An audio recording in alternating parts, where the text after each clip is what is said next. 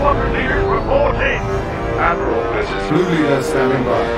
This is Gold Leader, standing by. This is Red Leader, standing by.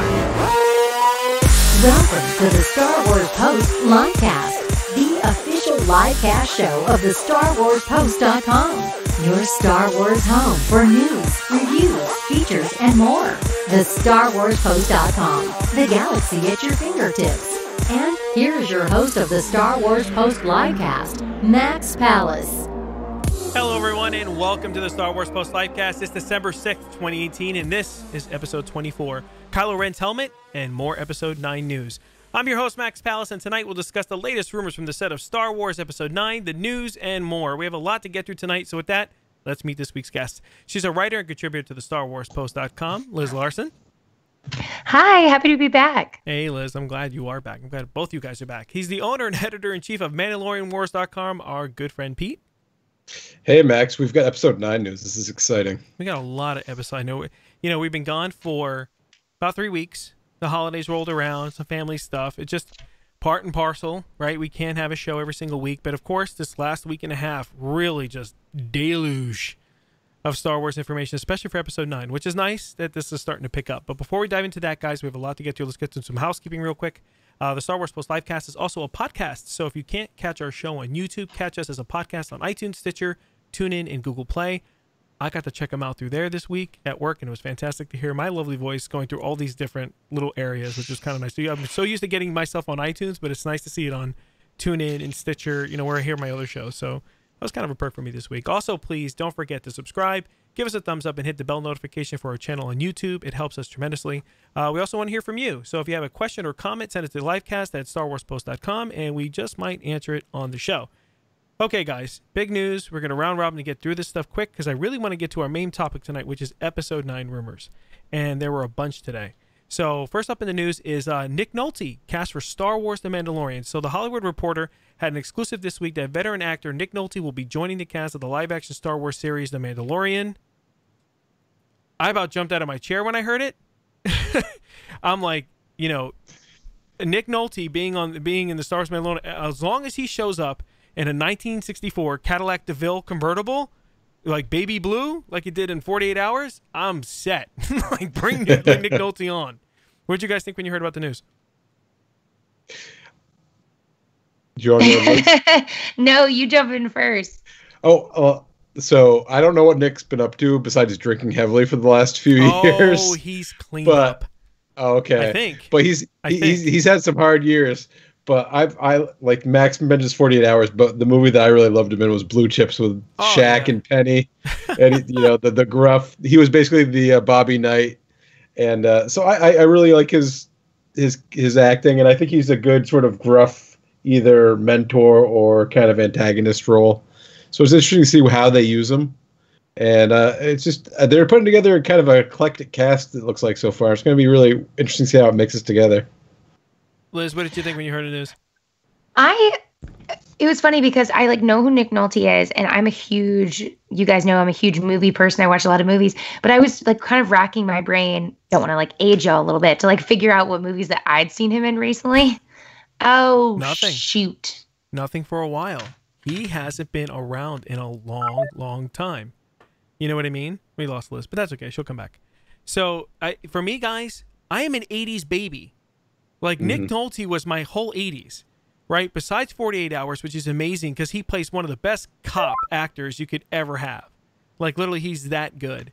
And the great thing I love about him is, especially now in his older age, he is this really scruffy, raw voice kind of guy. And I can't wait to see what character he's going to be playing in. Because Jon Favreau is an 80s kid too. And he knows exactly the type of persona he is. So he'll make either a great crime boss or he'll make a great bartender. It doesn't matter. He has the range to fill that spot. And he's a natural tough guy. Even in his older age, he just is. And that's one of the things I loved about him as an actor. And he's got a great range. From even the funny cop movies that were out there, but even down to Lorenzo's Oil. He has really good acting chops that I appreciate. I know there's a lot of people like, oh, he's a mediocre actor. No, I think he's a great actor. I like the guy. I can't wait to see him on screen. So the same in The Mandalorian, especially when we were also hearing about the other actor, Carl Weathers. I mean, this is starting to be like I think Pete was right in the last episode. Let's bring on Arnold Schwarzenegger. Like, let's really make this thing.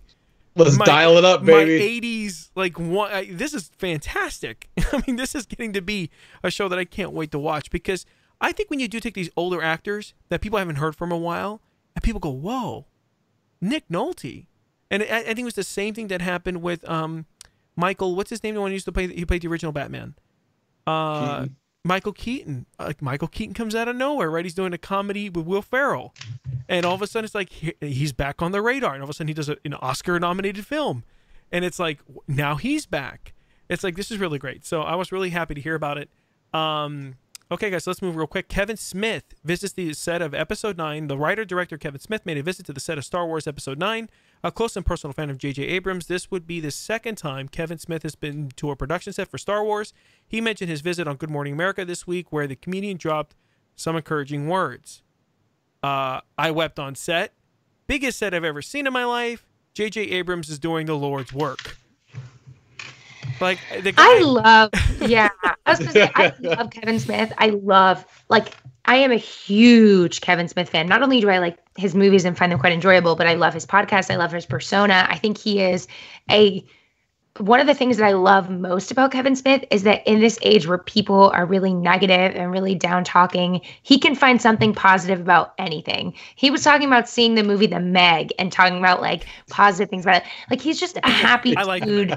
He really is. Like, he's just like a happy dude that like enjoys film and enjoys cinema and enjoys fan experience. And I think that is one of the most underrated things about him, that I think people sometimes get turned off by other things about him. But like, if you want to just be around somebody who's going to make you feel good, Kevin Smith is that dude.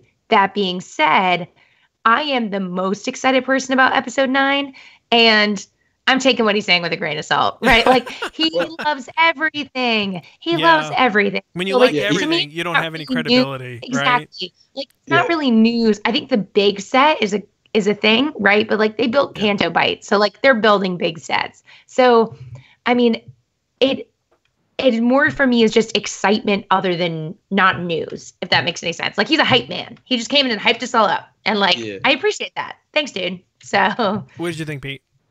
Well, as Liz is saying, if you guys have seen The Knight's Tale, he's basically Paul Bettany's character who goes in and just announces and gets everybody hyped up before it. I love that movie. And I'm going to echo her comments because I'm a huge Smith fan. You know, like Dogma, Chasing Amy, all like the whole filmography, the podcast. I listen to at least 2 of his podcasts, you know, whenever they come out.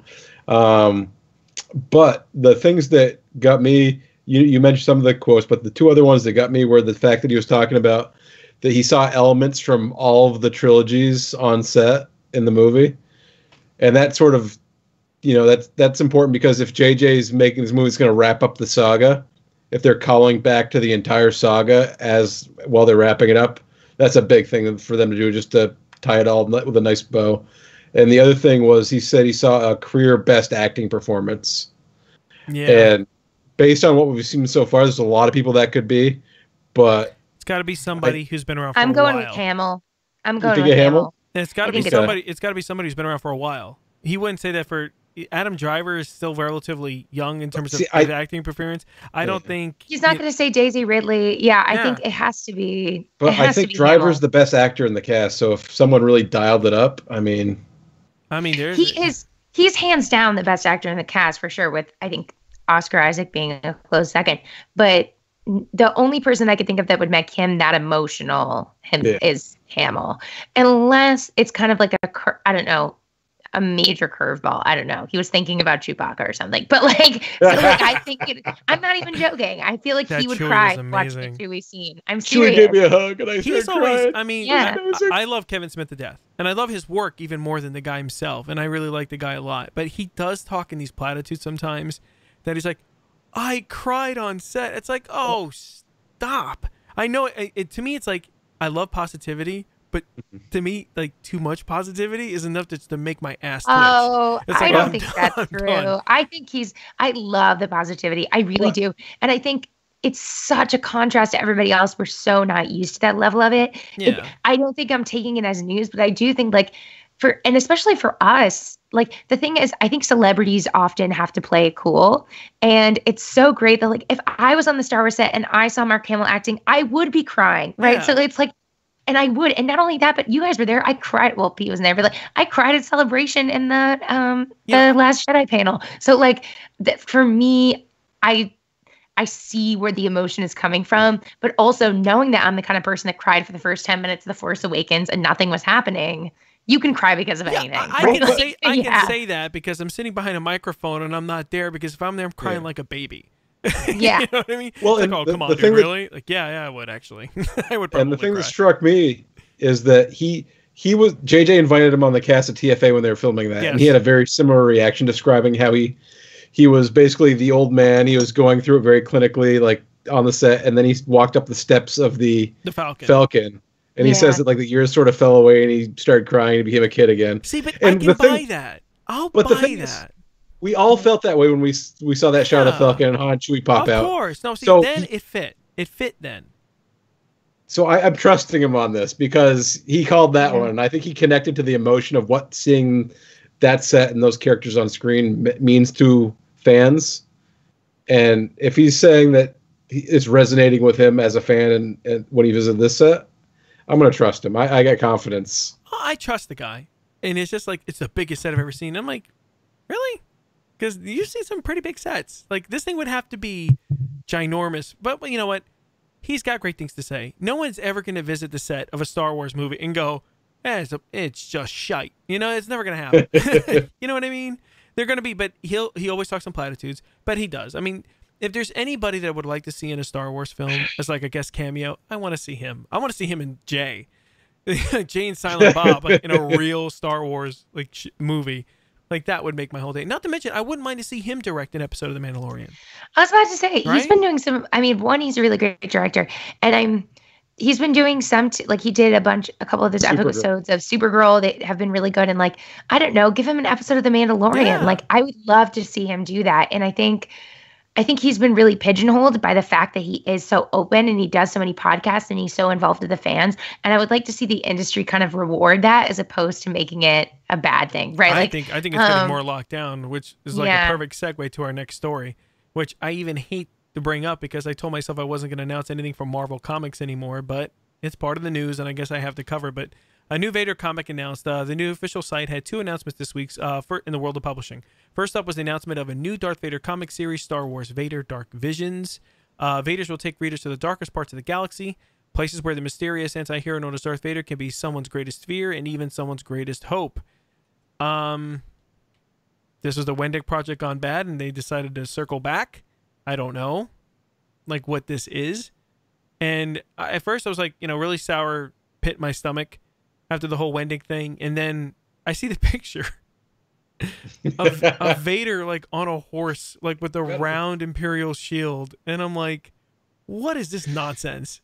Like, I understand the comics have everything's nonsense. Canon. With two-headed ravens. Whenever I see in the background, it's metal. metal. I see stuff like that, so metal. I think about how they put themselves into a corner with everything being canon, and like, yeah, Darth Vader rides horses now. I buy that. With a round, it wasn't so much the horse, but him with a round Imperial shield. That's right. But also the thing about this is not like, Gwar, right? This is awesome. Star Wars. I'm going like real deep here, which is that so much of the original, like the Empire, was that they were all material. They were all like plastic and metal and hard and not earth. And that's a lot of the contrast that was built between them and the Ewoks and them and the Sand People. And like the Imperial was all, so like to me, it was such a turnoff from the get-go just because of that image. Like whoever did that clearly does not understand like the Imperial, like what Vader would have given up. And like the fact that Vader would have been that close to another being, like a horse or something, like the Force would have been, I don't know. I'm really getting frustrated. Yeah. I need to back it up and cool down. What horse is gonna walk up to Darth Vader and it'd be like, hey, come ride me. You look like a fun guy. Like, come on. Use the Force to dominate and control the horse. You know what, though? I get the craziness that comes from the comics. It has a long history of it. That's okay. I don't want that to go away. But they put that as the promo image all over the official site, like this is going to be the new series. Is that the image you really want to go off with? I mean, everybody expects the crazy, But to do that in the first promotion, I'm like, what? Especially off the heels of the Wendig nonsense. It's like, it got me excited. I guess I'm the target audience for I'm this. like, somebody's just punking Lord of the people at this Rings point. girl, and I'm not into it. But that being said, I'm pretty selective with my comics. So like for me, I am not their core audience. I don't read every single one. I just don't have the time or the money to get them all. So I pick very selectively. So that one came out and I said no. And who knows, maybe you guys will read it and tell me it's amazing and then I'll go back and get it. But for right now, it's a no for me. I'm in my personal figuring. Go ahead, Pete.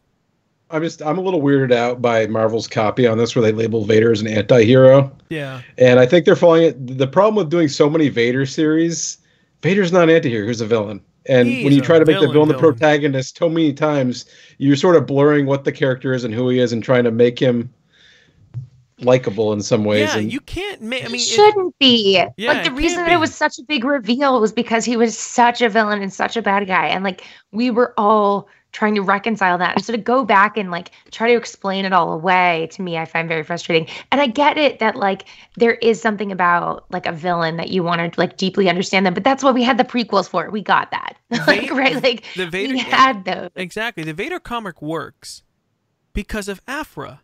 She's the good guy in the story. Good girl, good person, whatever. Right? That's the thing. If this Vader series is just Vader, a villain cannot be the whole series. It doesn't work that way. Unless it's like, but even then, the good cop, bad cop, or the bad guy who does some good things, that's never Vader. It never can be Vader. So, and the thing is, 2 great runs, especially the last one with Charles Soule, was amazing. End it there. Right? We got the Vader that we always wanted to see. The one right after Revenge of the Sith. The angry, super pissed, scared Vader. Where it's a whole new horizon now. We got that. And it was beautiful. It was marvelous. The art was incredible.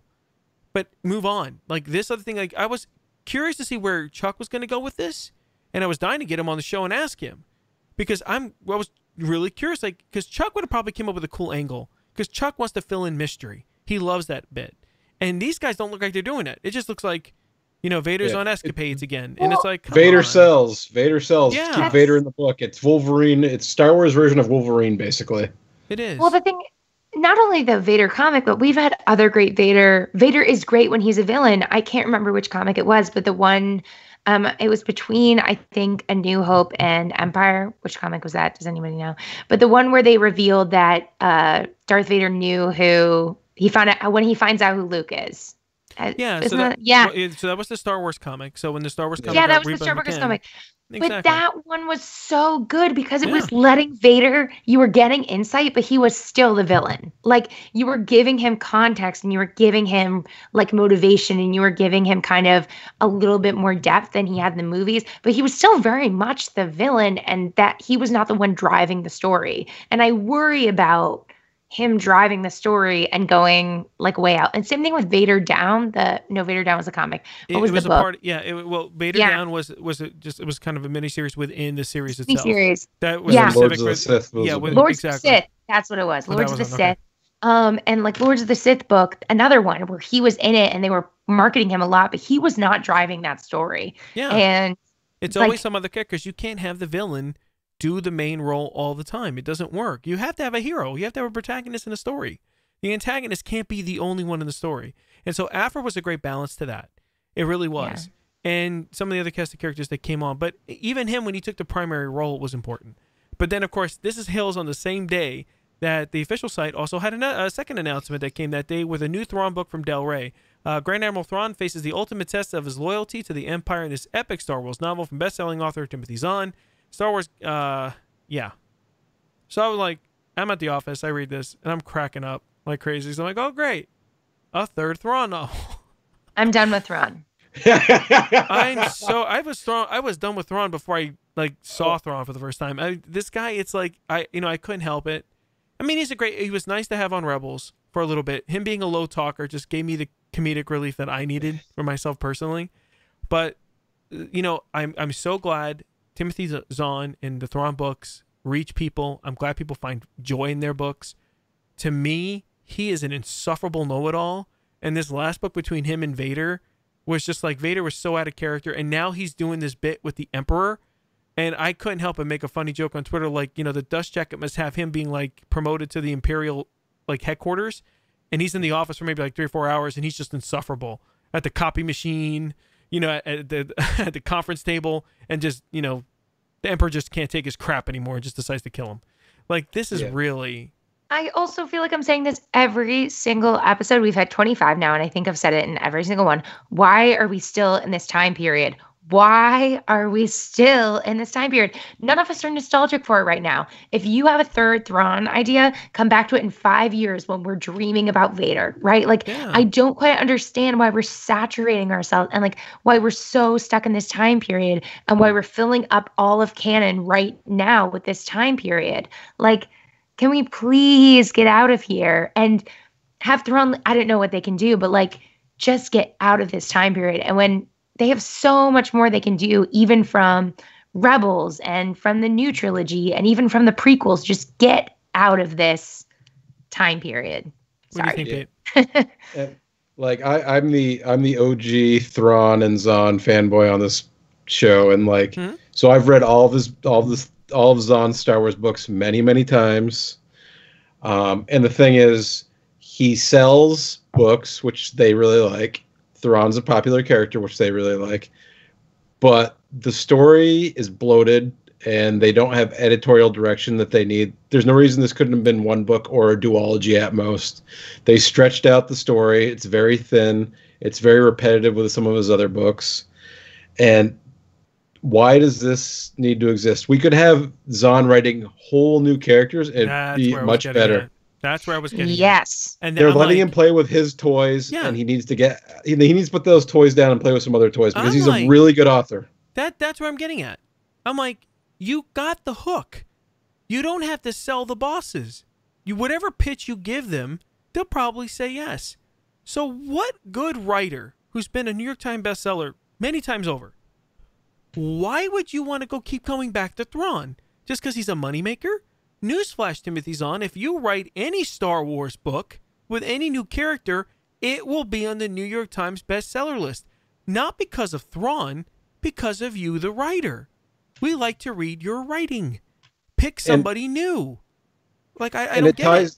It ties into our discussion we just had about Vader, too, because in the original books, Thrawn was the antagonist, but Luke was the protagonist. You had heroes that Thrawn was playing off against. In these books, Thrawn is the protagonist, and it doesn't. That's also work why as well. Thrawn worked in Rebels a little bit better, was because even he worked in Rebels because he was against our heroes and that we knew them really well. And I agree. I found the Thrawn book pretty insufferable. I mean, I mean, there were elements I liked about the book, especially the 501st. That whole bit with his special guard and those troopers were amazing. I like that bit. And there's some other elements in there I like too, but it's just like, dude. It's like, I don't understand. I mean, I know you could take some risk, Timothy Zahn. You're not some new author that nobody knows about, right? It's like Claudia Gray would never do this. This has got to be editorial. Chuck Wendig would never do this. It's like, dude, get out of here. I mean, I don't know if he's written other books, other works, but it's like, it's okay. You can venture away, do something new. And it's like a new Thrawn book. I'm sorry, the last two, especially the last one, it's like, the guy is literally Superman in blue all over. Not just this suit. And it's just, he's always double checking everybody. It's like mental chess for every sentence. And it's really insufferable. And thanks to Rebels, and I'm so glad he came back in Rebels. I never read the original novels. I was happy when he was in Rebels. I got to be introduced to the character, and he fit into the story very well. And he was a bit of a low talker. And because of Rebels, every time I read a Thrawn novel, I read him as that low talker. It drives me even more crazy, right? But the book was announced. It's coming. Right? I'll read it because I have to. Right? And of course, the last bit, guys. I'll read it. Yes. Let's be real. I feel like those fans that go to the Transformers movie and complain about the Transformers movie because they were so bad for so long, but we kept going to see them. Yes, well, that's like me. I went to see Fantastic Beasts knowing full well I didn't like the first one, and yet I went for the second one. Spoiler alert, it was bad. And I'm going to go see the third one. So really? They did Queenie dirty. They did. We can have, if we want a side Star Wars Post live cast about Harry Potter, I'll do it any day. Harry Potter cast? I'm here for it. Harry Potter cast. All right, so we still have this show to do. We're going to do a Harry Potter cast, and we still can't forget the Lords of the Ring cast. You know, all I have to do is change the background. Maybe back here some stuff, some more wares, and like that's it. That's all I have to do. Maybe I'll go green screen. All right, guys, and last bit of news before we get to our main topic is Star Wars Galaxy of Adventures. Lucasfilm has released the first 6 episodes of Star Wars Galaxy Adventures, the new animated microseries. Adventure awaits you and the younglings in your life in Star Wars Galaxy Adventures, a new series of animated shorts that will introduce the classic themes, pivotal moments, and iconic characters from the Star Wars saga to the next generation. Debuting on the all-new StarWarsKids.com and the Star Wars Kids YouTube channel on November 30th, the first 6 shorts combine original dialogue, music, sound effects with bold new animations and fun, and educational add-ons designed to help older fans, parents, and other mentors to welcome the kids in their lives to explore the galaxy far, far away. Additional shorts will feature fan-favorite characters, which debut in December, with regular releases following in 2019. Okay, this story, Homeboy here is going to do like a couple winning laps. I got 3 things right in this story. 3. First was the StarWarsKids.com. I found this URL and reported it on Twitter and had it in a piece in the Post last year before Celebration. Like, that's when I got it. It was almost 2 years ago. Oh, I'm sorry, it wasn't last year. It was 2 years ago that I got StarWarsKids.com. Wondering what that was going to be. Second was this, Galaxy of Adventures. I was right. I'm like at work raising my hands going, I was right. You, person who doesn't know made the copy machine. I was right. Like, they couldn't believe it. It ended up being right. It was just a tip that we got on the trademark. And the trademark filings look like something similar to we were getting for Rebels or some of the animated shorts. And, you know, a picture was floating around with our good friend Jason over at yakface.com, who got a picture of one of the early merchandising toys with the back card. And the card itself looked like an animation to me. And, you know, hitting up Jason and some of the other people that I've been talking to in the going, guys, this could be an animation series. Because, and I still don't know who's running this op. I don't know. I don't know if this is what's her name? Oh, I'm forgetting her name real quick. The one who does the she's doing these other animated shorts. She's been doing them on YouTube for the last 2 years. Help me out here, folks. It was with all the what is it called? Yeah. The Forces of Destiny. Forces of Destiny. I'm wondering if her team has been doing these new series, because these new shorts, the animation is amazing. I am in love. I mean, these are great for my kids. We've talked about this to death about these animated shorts. They keep the attentions of toddlers. It totally gets them ingrained. It teaches them Star Wars, and the animation looks amazing. Like, what did you guys think when you saw it? Have you guys picked up and caught any of them yet at all, or no? Go ahead, Liz. You go, Pete. Okay. I'll go. You go. I haven't watched anything. Well, I've watched bits and pieces. I've watched a little bit. My thing more so, I think it's great that they're having Star Wars Kids, the website. I'm so excited about that. I like actually the content itself. My thing that I just kept on like going back to, and I was like, they don't get it, is when they kept on saying Star Wars for kids. I was like, Star Wars already is for kids. And I was like, and I watched it. I don't know about y'all, but I watched it, the original trilogy and the prequels, because I was growing up during them as a kid. Like, sure. I used to, at the library when I was 6, rent Return of the Jedi over and over and over again and watch it. And I know that there are other kids that are the same. So my main thing wasn't as much about, and I get that that's how they're marketing it. Again, sometimes their marketing is a little skewed. Sure. And I also get the audience, and I think that animated shorts themselves are cute. I also, the idea that they were using these to introduce, like saying like, it's Star Wars for kids. No, Star Wars is already for kids. So that was my only like real nitpicky thing about it. And I do hope it serves its purpose. And I hope the kids watch this and then end up watching the movies. Who knows if that'll actually happen, but cool. What'd you think, Pete? Well, I'll just add that it looks like the producer of it's Josh Rhimes, and he's not someone I'm familiar with in Star Wars or outside of it, so I'm not sure who he is. But for the shorts themselves, I sat down and watched them back to back because they just like autoplayed on YouTube. Sure. And I like a lot of the still shots of them. It's kind of interesting choice. They just pulled the audio straight from the films and put it into the new animation and stuff.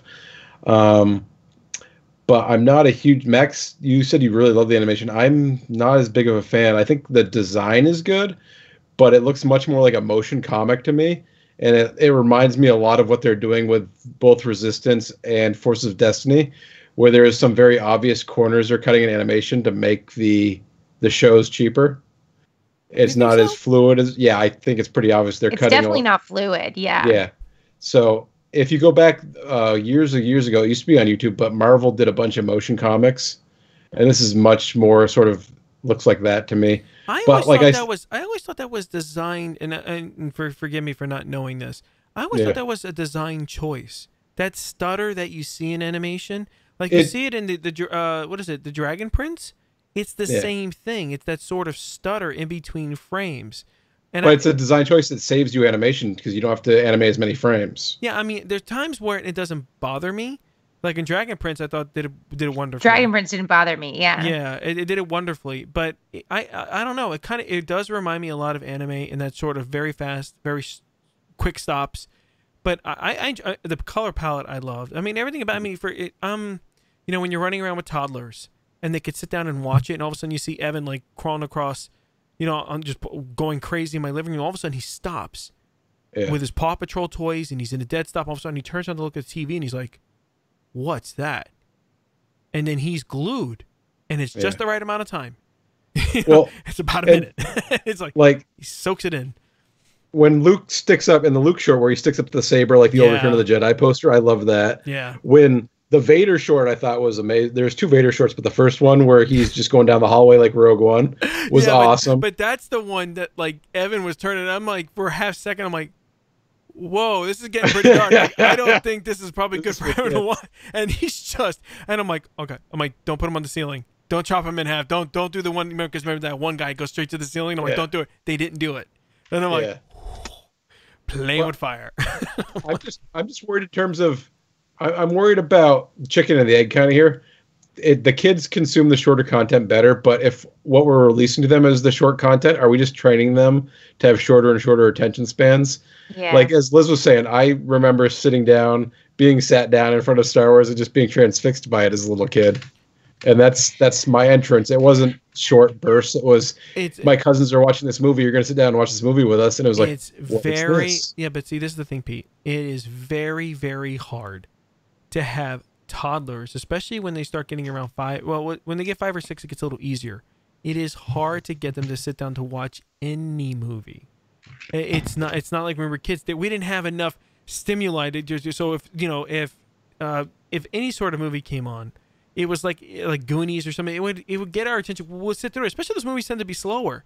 We'll sit through it and like get to it and get in it. Kids nowadays, man. It just does, especially when they're young. We're talking toddlers. Forget it. It's like you need 30 seconds in and out. Colorful, bright, get their attention, and it works. Kids these days, Max. Kids these days. Well, the other thing that I was thinking about is like, I get why it's animation, but if they really, I don't know, I was trying to also gauge the purpose of it too, because seeing as though they stripped just the audio straight from it, right? Yeah. Like, why didn't they do some sort of version where they just actually cut clips from the movies and did it that style, right? Like adding some sort of things or like narrating it that way or like whatever else. Like to me, if you wanted to do little short versions of the movies, you could have done it like YouTuber style, actual YouTuber style, saved a lot more money and actually had them introduced to the films that way in a way that they would have been, I don't know. That was like my brain thinking about it because to me also, and I see this sometimes like, I'm a big Disney fan, and sometimes you see this with kids between like Disney World and Disney parks, like making the connection between the characters and the live action and that kind of thing. Like, yes, you're introducing them to Star Wars in this animated format, but then you show them the movie and you say, that's Luke. And they're like, no, that's not Luke. Luke is that cartoon guy, right? Like, it's not bridging that connection. And maybe it will when they're older, but like, to me, I think that I don't think toddlers can sit down and watch the whole movie. I don't even think 6-year-olds can. I'm saying I did, but I had to rent it over and over again because my parents had to explain it to me over and over again. And I loved it. I loved it, but I was not getting it, right? Like, I remember distinctly the day that I put together that Senator Palpatine is the Emperor, and I told everyone I met that day. I was swimming at that time, and I told everybody at practice, I was like, you will not believe it. I think that dude is the Emperor. I was like, I think that's the Emperor. That's like, hysterical. I figured it out. Like, it was a spoiler or something, and everybody was like, we know, like, that it's the same actor. And I was like, no, guys, he might actually become the Emperor. So, like, kids take a little while, at least I did. So, but what I didn't understand is if they're really trying to do it on the cheap, why don't really do it on the cheap and actually introduce them to live action? But I think we're going to have to see what other content is on this Star Wars Kids channel. You know, it's like, why are we talking about saving money when it's Disney? You know, I understand budgets. Well, I understand they do stuff, that but with I mean, all their come on. Unless they're just trying to churn out content for this YouTube channel, right? Like, if they want to fill it up and they really want to churn out content, like, have 12 series on there, right? Like, think about, like, YouTube channels. I'm not even talking about movie YouTube channels, but, like, regular people's YouTube channels who are real YouTubers. They have, like, 12 different kinds of shows and all this and that, and people rewatch them. That's the demographic you're hitting. So Evan is 4 years old. And Evan's already in this spot where if he grabs my iPad, the one that's on this teleprompter, and he will sit like a zombie unless I intervene, and I have to. He will watch Paw Patrol toy videos. He literally won't move. And he's watching other kids play with real toys. And I'm like, this is the saddest damn thing I have ever seen. Yeah. And it gets worse because some productions are okay where the person behind the camera is actually trying to do a story. They're trying to really do voice elements, right? And more importantly, they keep their hands nice and manicured and beautiful. And these are the people, especially Fizzy Toy Show. Shout out to her. I think she lives here in McLean in Virginia. She's like the top YouTuber. She makes something like $12 million a year. So these kids will get zonked and watch all day long because they're not very long. But then you get these guys like in the Midwest who have nothing better to do and realize that, holy crap, I can make money doing this. And they grab some toys off the shelf. They don't understand the characters. Their nails are disgusting. Like they just came out of the coal mine. And it's just like gross. It's like, all the double. And it's smashing toys together with their hands. And I'm like, but they got like 20,000 views. And like our show here will get like 30. It's like, what am I doing wrong? Like I need to do Paw Patrol halfway through this segment to make some views. But I can see Lucasfilm doing that because there is a market for that. Kids will sit and watch stuff on an endless loop and be fed to them. And as long as it's short, it's quick and it's funny or it's great, go ahead. It doesn't cost you that much. And the good thing is, you know what? I like it as, I think it is like minor league animation. It gives a lot of new talented artists and like the way to like, show their chops and move up. But it also seems for a second, it's like I heard the complaints and they were all over Twitter as soon as this thing was announced. Where's our adult animation show? Why are you keep producing this crap for kids? And it's blah, blah, blah, blah, blah. And it's like, listen, people do have a valid argument. There is a hunger out there and it's been known. They want a more adult animation style of Star Wars. Where is it? You know what I mean? It's like, I know things take time. I know things take to run up. But if you're already a year in pre-production and this thing's pretty much going to be greenlit, if you have something ready to go, talk about it. Let everybody know. Get hyped. Like, I hate the secrecy stuff because the secrecy sucks even more when you know you have something. It's like you have something you can tell people about and get them excited, but you just don't want to. And it's like if you don't have anything great, I understand that you don't have a project. It sucks. But if you do and you're keeping it quiet this long, just tell them. At Celebration, if there's something in the pipeline and they're not talking about it, it's like, come on. Give these people a bone. They'll wait. A year from now, we're going to get a new animation series. It's going to be just like Clone Wars. It's perfect for high schoolers. And just let them know. And we know they're doing it because we've been screaming about it for 3 years. I have written enough editorials asking for it. Somebody had bound to hear it because they've been personally listening to Max and he said he wants it. So it's happening. Let me tell you something. The amount of people that read that piece I wrote 3 years ago, a lot of them retweeted that sucker on Twitter. That sucker got more movement, and I know they read it. And, even though I'm not of course, my opinion isn't worth a hill of beans, but I'm objective. And I think when I do write some of this stuff, I think a lot of people believe it too, because I get a lot of those thumbs up, and I get a lot of people on the DM saying, "Hey man, I feel the same way." Especially when I had the comments up with the site way back when. People are hungry for it. It's like, how many more new things are going to be announced before you get to it? And I think I know they're already working on it. They have to be. It's just they don't want to tell anybody yet. Yeah, and the thing is, the animation market, there's a very strong adult contingent of the animation market, and it doesn't have to be something that's dirty, but there's a lot of animation that's geared towards adults now, or that's geared towards all audiences and includes adults. And there's no reason, if you've trained generations, almost 2 generations now, of animation Star Wars fans that are getting used to the Clone Wars and Rebels, and they're graduating up, they're going to want something that's a little more mature and speaks to them where they are now, as opposed to where they were 5-10 years ago. Also, not to mention, you can do a lot of the things that you want to do in a live action show without, like, yes, animation is expensive, but it's not $150 million, right? Yeah. Like this Mandalorian show. Like, you can do things, you can build sets, you can design things, you can design creatures. Like, you can do so much more with an animation series in Star Wars.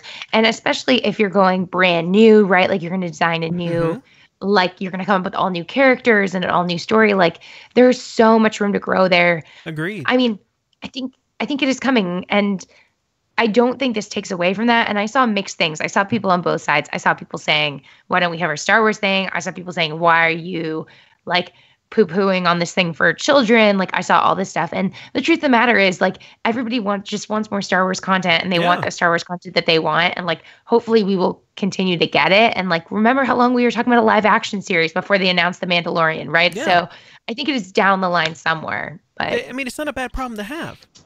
You know what I mean? It's like people just want a piece of their own pie. And it's because it really comes down to, and just to end this conversation this little bit, it's about density. And Liz is absolutely right. You can fit a lot of beautiful elements into a scene in animation, and Rebels opened my eyes to that. And there's a lot of people who watched animation way longer than me say, Max, Rebels isn't exactly tip-top when it comes to animation. And it didn't have a lot of density, but it showed me the promise because, you know, when you look at space battles in Rebels, it's almost indistinguishable sometimes to the actual film. It's all 3D models. Whether it's in a movie or in an animation, it looks really good. And it's enough to sell it. And you can draw it hell of a lot better than building a set for it. So, you know, it's just there. I'm glad they did this for Galaxy of Adventures. I'm glad I was right. Which is, I mean, it's nice for us to have a scoop. And the crazy thing is, the post is on a roll. The 4 or 5 scoops that we've had in the 3 years that I've been running, we've had confirmation on what we said a couple of weeks later. We hadn't had to wait 6 months, 9 months to go, oh, I was right. This one it just seems like every time those few times we got a scoop, we got confirmation in a couple of weeks. So it's like, yes, instant gratification. I can't thank you, Star Wars. Okay, guys. So Liz is going to bounce out of here in about 15 minutes. So I'm going to get started on this episode 9 rumors because they've been a deluge this week. Okay, guys. So this all starts, and let's set the scene.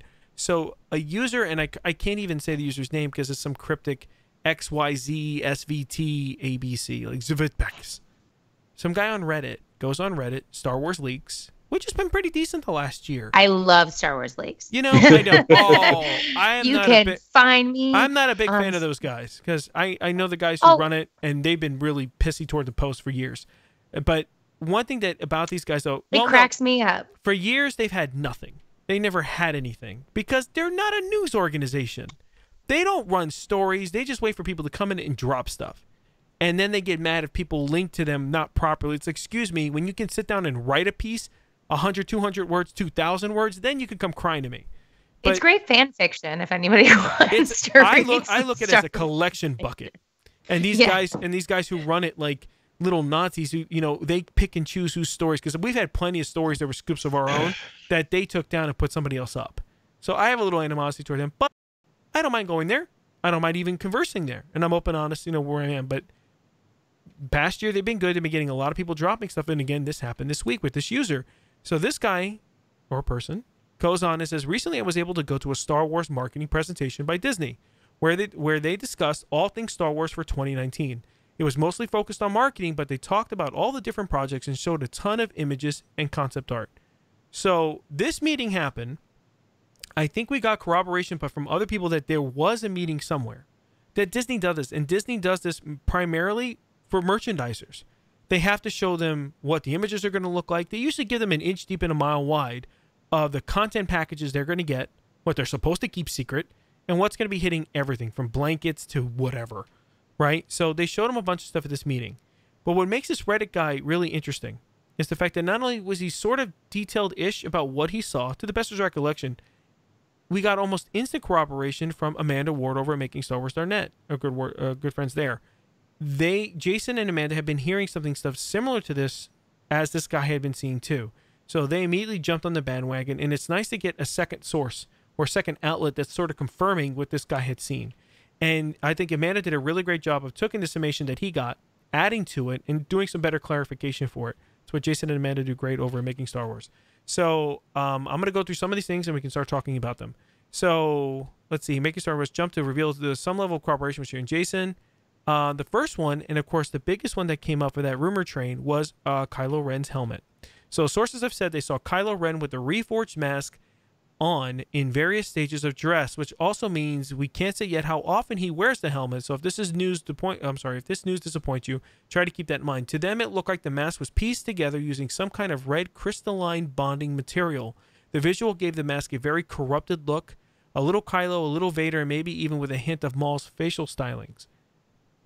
I like Kylo's helmet in The Force Awakens. He smashed it for a purpose, right? Because he was so angry, and I can understand if he wants it back, because I think it's important to have him to have a helmet sort of back, not for the whole movie, but for some of the movie. But why is he piecing together something that he obliterated? Just produce another mask. It's not like he's only got one of them. What do you guys think of this rumor? I hate it. I hate it for a couple of reasons. One, because, like for story purposes, right? Yeah. We saw why he smashed it. We understand. Like, it just doesn't make sense. And I get that JJ liked the mask. He did it. He brought it. He wants to bring it back, whatever else. But also because Adam Driver is such a phenomenal actor. And like his facial expressions and his emotion, like he is the best actor in this series. Why are we covering his face? Right? Like, it's not like a James Earl Jones situation where it's entirely about the voice. And yes, Adam Driver's voice is amazing. But like, to me, I hope we're only seeing it in kind of action scenes, and then we get to see him everywhere else without it, because that would be such a shame. And I think actually part of the reason why Kylo Ren in The Last Jedi was a lot better was because we actually saw more of Adam Driver. That's just like, yeah. I mean, I think story-wise it was better for Kylo Ren in The Last Jedi, but I am such a Kylo Ren fan now. I am the biggest Kylo Ren fangirl, which if you would have told me that in The Force Awakens, I never would have thought that was true. So I hope it's not true. I think visually it will be cool, and like for sure I will have a bobblehead on my desk of it, but also I want to see Adam Driver act. What did you think, Pete, when you heard about the rumor? Ditto to everything Liz said. And like in the original trilogy, Vader's terrifying, and it's when he takes the mask off that he becomes not terrifying. And Kylo Ren's basically the opposite. As soon as he takes the mask off, he's more terrifying, because you see how unstable and conflicted and just corrupted he is. And Driver's a fantastic actor. I want to see him act without the mask on. I will say it kind of made me think an interesting thought when they were talking about bonding it back together.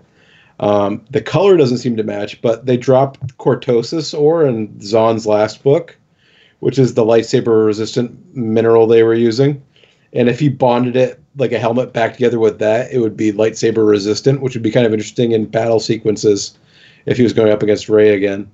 I'm not a big fan of the mask in general. Just I think it works better story-wise without it.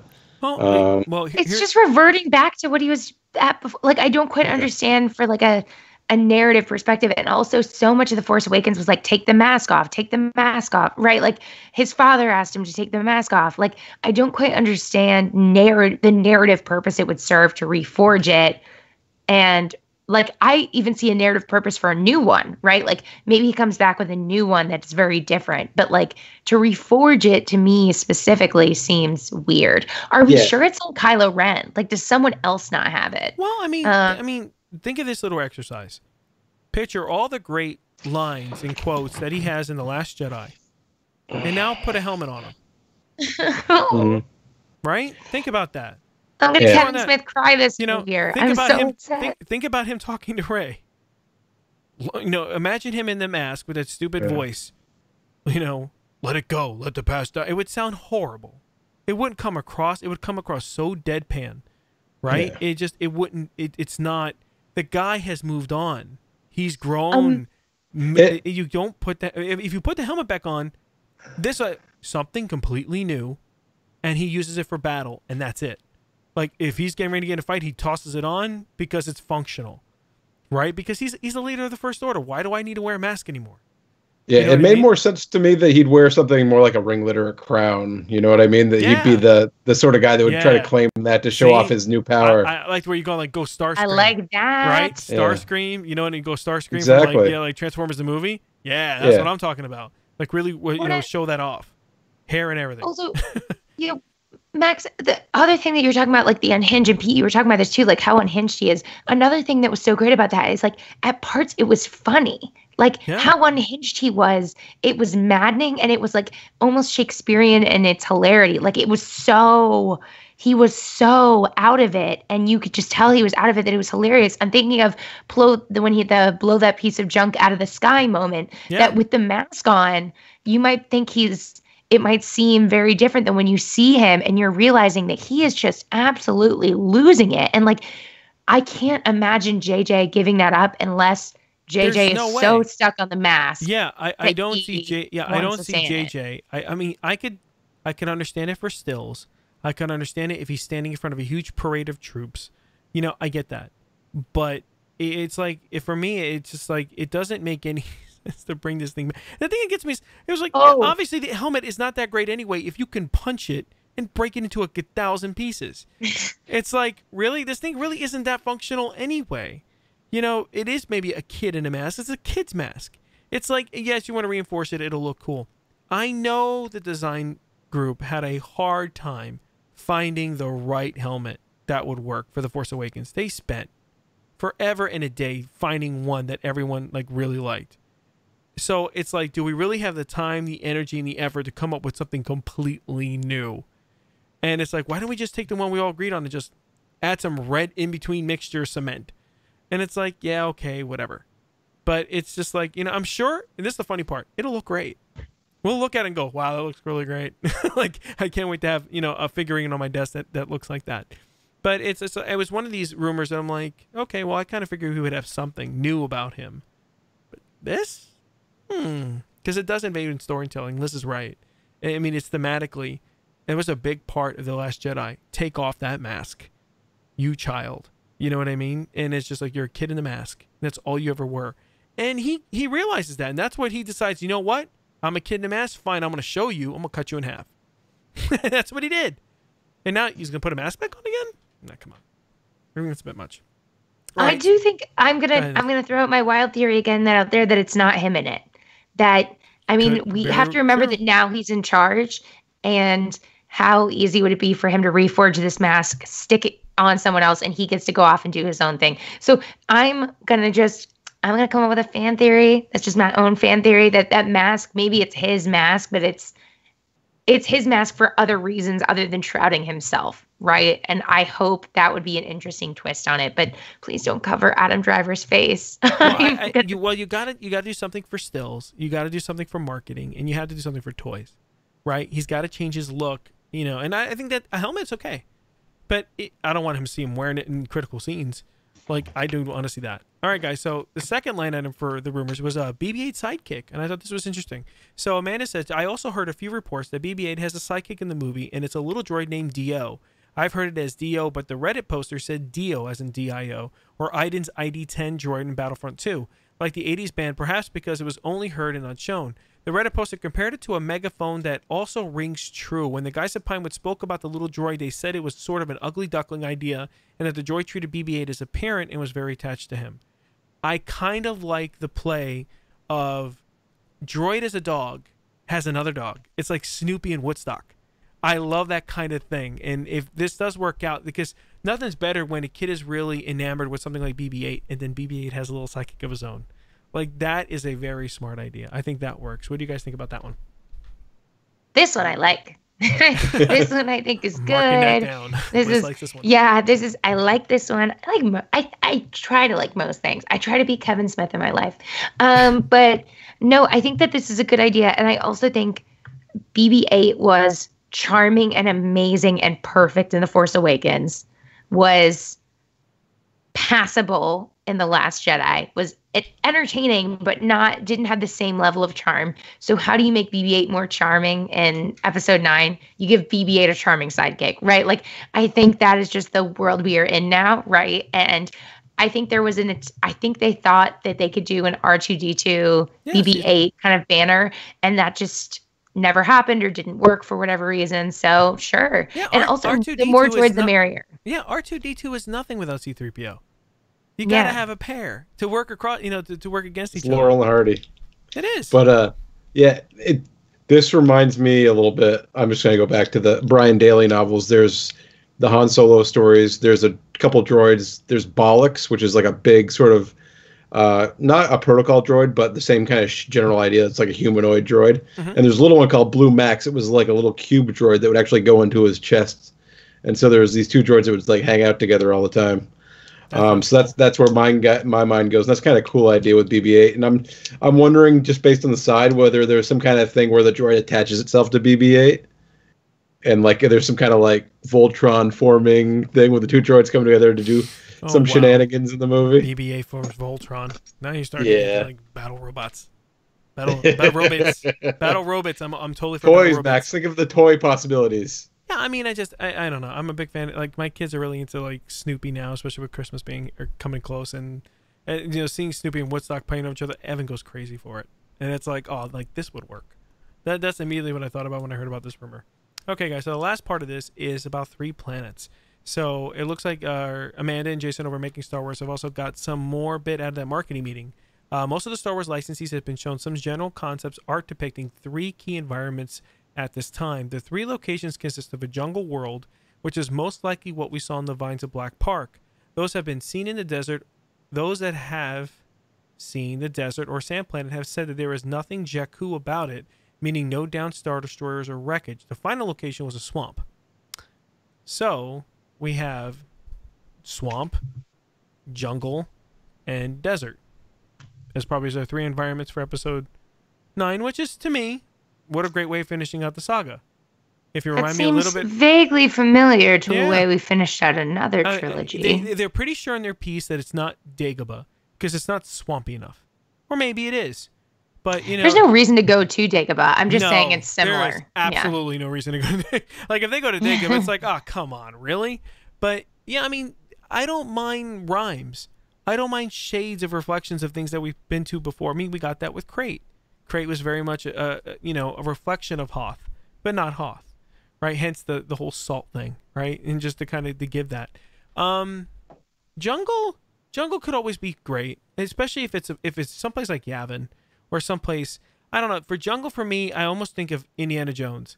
I want something very mysterious. I want something very, like we're here for treasure. We're here for something new and mysterious, like that maybe Ray's going for. But deserts, you have me at deserts all day long. I'm a romantic when it comes to deserts. I just love deserts in movies. They always look great.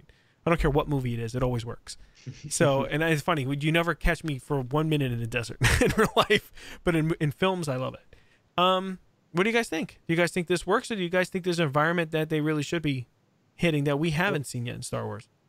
I'm really curious because I know we've seen the leaked set pictures where Oscar Isaac and John Boyega were on what looked more like a grassland planet with the horses that were dressed up with the CGI gear. That was TMZ a while ago. Yeah, very glass. So that's another environment that doesn't really fit with any of these descriptions. Yep. But the one that sort of sticks out to me that we're missing is we haven't.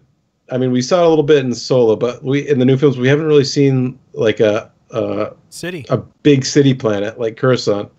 And I think that I feel like that's missing a little bit in this. But I don't really. But could you do that in a studio, though? Could you do that in a studio? Yeah.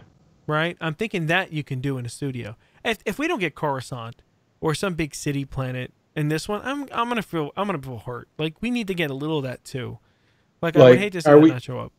What are the odds we aren't going to Vader's castle at some point in this? That would seem like crazy that we don't go to Vader's castle in this movie to me, but I mean, there's been such. I mean, they're ramp. There's been such a purposeful direction into that for the in Rogue One, in the novels, now in the comics. It's like we keep going back there. Is it a great way to end the saga, where essentially where it began, where Anakin became Vader? Sure. I mean, if I'm JJ, I mean, you're not going to wrap it up on Tatooine. That just seems weird, right? You're not going to wrap it up. I mean, and where else can you wrap it? I mean, that Vader's castle is Mustafar's a pretty good place to do that. You know what I mean? End it all. What do you think, Liz? I was along the lines of Pete, where I was thinking about the Grasslands planet and trying to figure out where that came in. And then I was getting all worried again, like about how many places we're going, and are we splitting up our protagonists again? I don't think so. We've never had, in this trilogy, we have never had time with Rey, Poe, and Finn all together on a mission. And if we do not get this, I will be... I don't think we will. I will be as mad as I am about Kylo Ren's mask. I will be so mad. Like, you saying you don't think we will get something together? It's just, we're looking... Like, that's insanity. To me, that's crazy. Well, we know Finn and Poe. Well, to me, it rhymes a lot with... I mean, they got together in Return of the Jedi. And hopefully we get that one mission, the last mission, they're all together trying to do something like on Endor. Right? But we know that, at least in some of the shots, that Poe, Finn are doing their own thing with like these two other new characters out in this planet, which I think is going to end up being, what's that planet that was in the Thrawn novel? I'm forgetting it now. The one that I got high hopes for, the one that's going to be part of the Disney parks. What's that world again? Batu. Yeah, Batu. I have a feeling. Batu, yeah. I think those grasslands and possibly even the stuff that we're looking at sort of jungle, I think that's going to be Batu. I really do. I mean, there's such an emphasis on the parks and everything going on. Batu is going to play a huge part in all this. I think that's going to be Batu. That's my guess. And I think Rey, we know Daisy Ridley has been seen in Jordan. And a lot of it in that desert landscape. And maybe I'm thinking it's more Tatooine. It's got to be Tatooine. If it's Jakku, which it could be. I mean, the thing is, I think they could do a little bit of both. I think you can take some really nice plates of that area to show off the Battle of Jakku if there is the need to show the battle. Because we've never seen it. We've only seen the leftovers of it. It would be cool for just a split hot 3 seconds to see that battle. You know what I mean? I mean, really see all that going on. I mean, if we could see it in Battlefront, why can't we see it in a film? It would be interesting to do that. As for the jungle, the swamp. Swamps are kind of creepy, kind of cool in their own way. I mean, it harkens back to the Jedi Knight series. Remember when they're looking for Sith artifacts in one of the older titles for Jedi Knight, and it was through a swamp, and it wasn't Dagobah. So it's like swamp would be a cool place for the Resistance to hide out, or I guess now the Rebellion again. Like I think that the swamp would be a cool place for a rebel base. I think that would be different. It would be like a different spin on kind of the swamp, and then taking kind of the rebel base out of what we've seen it in different places before. I mean, we kind of saw it with Yavin in a jungle, and we've seen it. So I think that would be a cool spin. I just want to get back to Pete. Do you not think our main three are going to have an adventure in 9? Because somebody needs to be on my side in this. At least one scene, like a cold open. Let's give us something. I think they'll get together in the third act, but I think the first act is going to be a lot of recruiting missions. So I think you're going to see a lot of planet hopping with the characters in different spots. Yeah. Because at this point, unless they do a massive time jump, they need to get more people on their side to go against the First Order. So they're by necessity of the story, they're going to have to split up. So they can't be together. No, I mean, they probably will get together. Unless I'm sure there's some hope to get them together, at least in the final battle. The thing is, I want a trash compactor scene. That's what kind of gets me about this. Okay. Well, my thing. No, I'm just saying all I want is a trash compactor scene. I want a scene of our heroes kind of in trouble together, a trash compactor scene. I know people had problems with it, but Attack of the Clones, Obi-Wan and Anakin chase through Coruscant. Like, I want a fun, not main battle, but lower stakes scene with our main three riffing off of each other, kind of doing, I mean, this was essentially the entire Solo movie, right? Like, I want a little bit of like that fun action. That to me, if I have a complaint about this new trilogy, which I really don't have too many, I mean, I've loved these last two movies. If I have a complaint about it, it's that there has not been enough fun in some places. And like, let's have our three main characters have an adventure together. It doesn't need to be long. It doesn't need to be a whole act. Just give me a small adventure together. I love stories that have three principal protagonists that are buddies. Yeah. Whether it's Harry Potter, there's the three.